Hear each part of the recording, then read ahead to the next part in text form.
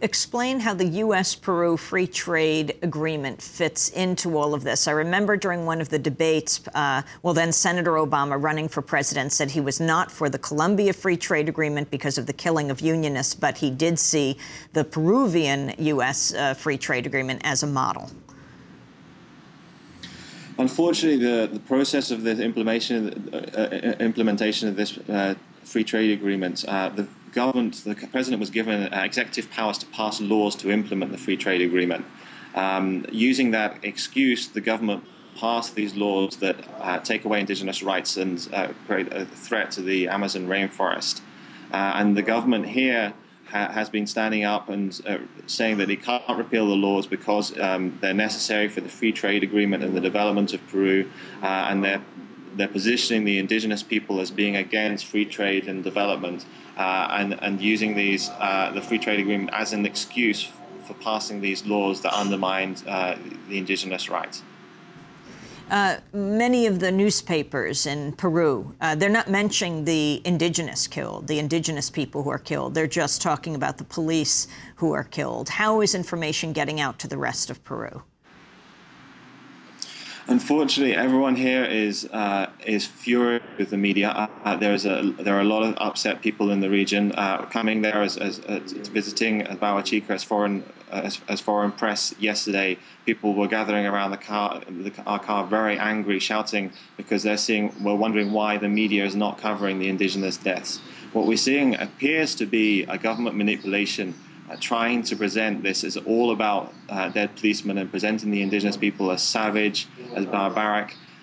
What is very notable here, nobody here in the local towns, there are many local townspeople here, is afraid of the indigenous, and nobody has seen any indigenous people with guns.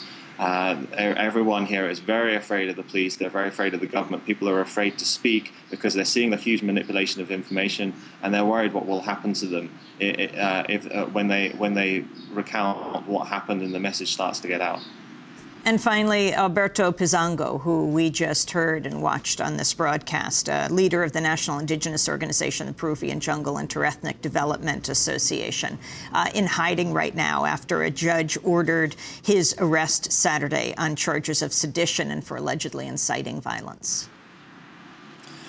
Well, the government hasn't appeared to understand this movement. It hasn't been a political movement. It has been a very much autonomous movement of thousands of indigenous people across the Amazon from dozens of different ethnic groups, all coming together under the common complaints that they have.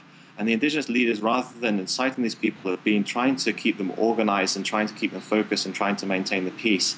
Unfortunately, Alberto has been held up as a kind of scapegoat, as supposedly the inciter, the violent. When with him and other leaders I've spoken to, I've always seen them as being pleading with local people to maintain calm, to produce these actions peacefully. And I think it's essential for any peaceful solution to be found that these leaders are reinstated, that they're allowed to come back and negotiate on behalf of their people, because they're the only people that I think that can really bring a peaceful solution to this situation.